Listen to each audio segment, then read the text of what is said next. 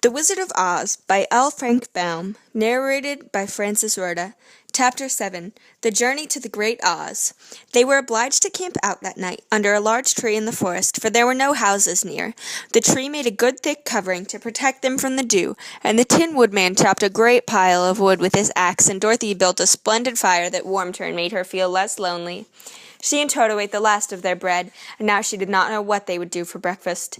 "If you wish," said the Lion, "I will go into the forest and kill a deer for you. You can roast it by the fire, since your tastes are so peculiar that you prefer cooked food, and then you will have a very good breakfast." "Don't, please don't," begged the Tin Woodman. "I would certainly weep if you killed a poor deer, and then my jaws would rest again."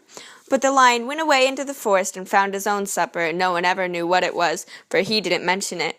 And the Scarecrow found a tree full of nuts and filled Dorothy's basket with them, so that she would not be hungry for a long time. She thought this was very kind and thoughtful of the Scarecrow, but she laughed heartily at the awkward way in which the poor creature picked up the nuts.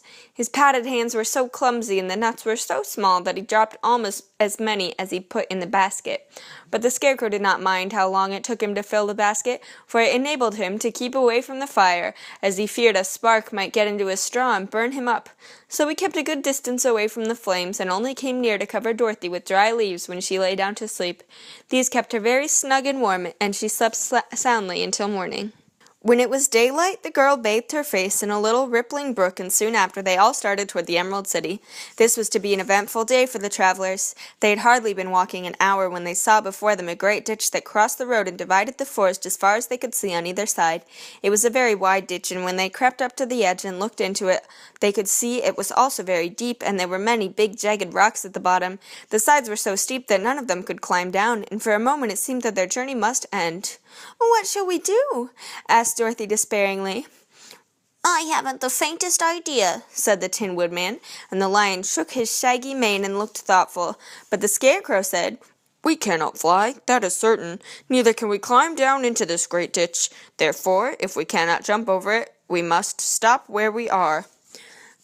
"I think I could jump over it," said the Cowardly Lion, after measuring the distance carefully in his mind.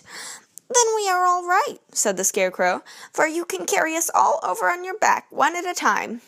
"Well, I'll try it," said the Lion. "Who will go first?" "I will," declared the Scarecrow, "for if you found that you could not jump over the gulf, Dorothy would be killed or the Tin Woodman badly dented on the rocks below. But if I am on your back, it will not matter much, for the fall would not hurt me at all." "I'm terribly afraid of falling myself," said the Cowardly Lion, "but I suppose there is nothing to do but try it. So get on my back, and we will make the attempt." The Scarecrow sat upon the Lion's back, and the big beast walked to the edge of the gulf and crouched down. "Why don't you run and jump?" asked the Scarecrow. "Because that isn't the way we lions do these things," he replied. Then giving a great spring, he shot through the air and landed safely on the other side. They were all greatly pleased to see how easily he did it, and after the Scarecrow had got down from his back, the Lion sprang across the ditch again. Dorothy thought she would go next. She took Toto in her arms and climbed onto the Lion's back, holding tightly to his mane with one hand. The next moment, it seemed as if she were flying through the air, and then before she had time to think about it, she was safe on the other side. The Lion went back a third time and got the Tin Woodman, and then they all sat down for a few moments to give the beast a chance to rest, for his great leaps had made his breath short, and he panted like a big dog that has been running too long. They found the forest very thick on this side, and it looked dark and gloomy. After the Lion had rested, they started along the road of yellow brick, silently wondering, each in his own mind, if ever they would come to the end of the woods and reach the bright sunshine again. To add to their discomfort, they soon heard strange noises in the depths of the forest, and the Lion whispered to them that it was in this part of the country that the Kalidas lived. "What are the Kalidas?" asked the girl. "They are monstrous beasts with bodies like bears and heads like tigers," replied the Lion, "and with claws so long and sharp that they could tear me in two as easily as I could kill Toto. I'm terribly afraid of the Kalidas." "I'm not surprised that you are," returned Dorothy. "They must be dreadful beasts."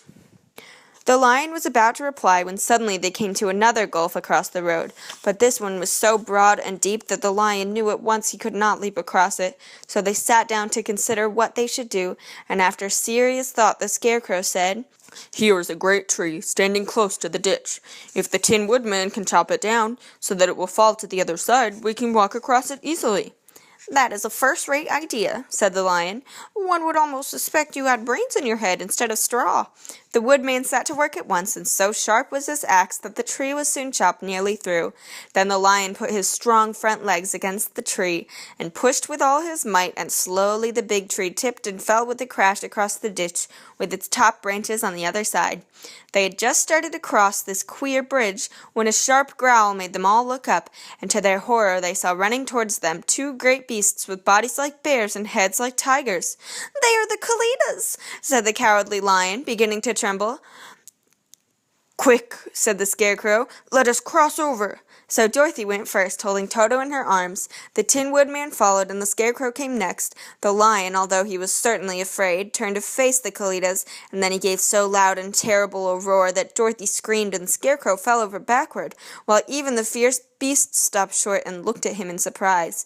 But seeing they were bigger than the Lion, and remembering that there were 2 of them and only 1 of him, the Kalidas again rushed forward, and the Lion crossed over the tree and turned to see what they would do next. Without stopping an instant, the fierce beasts also began to cross the tree, and the Lion said to Dorothy, "We are lost, for they will surely tear us to pieces with their sharp claws. But stand close behind me, and I will fight them as long as I am alive." "Wait a minute," called the Scarecrow. He had been thinking what was best to be done, and now he asked the Woodman to chop away the end of the tree that rested on their side of the ditch. The Tin Woodman began to use his axe at once, and just as the 2 Kalidas were nearly across, the tree fell with a crash into the gulf, carrying the ugly snarling brutes with it, and both were dashed to pieces on the sharp rocks at the bottom. "Well," said the Cowardly Lion, drawing a long breath of relief, "I see we are going to live a little while longer, and I am glad of it, for it must be a very uncomfortable thing not to be alive. Those creatures frightened me so badly that my heart is beating yet." "Ah," said the Tin Woodman sadly, "I wish I had a heart to beat." This adventure made the travelers more anxious than ever to get out of the forest, and they walked so fast that Dorothy became tired and had to ride on the Lion's back. To their great joy, the trees became thinner the farther they advanced, and in the afternoon they suddenly came upon a broad river flowing swiftly just before them.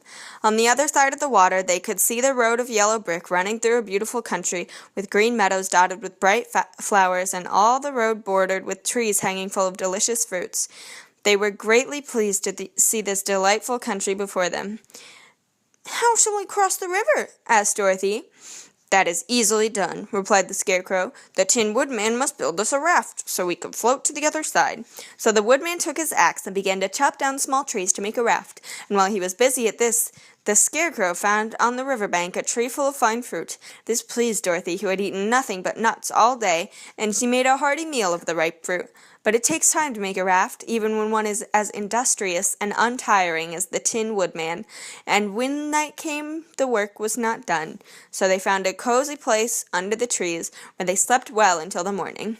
And Dorothy dreamed of the Emerald City and of the good Wizard Oz, who would soon send her back to her own home again.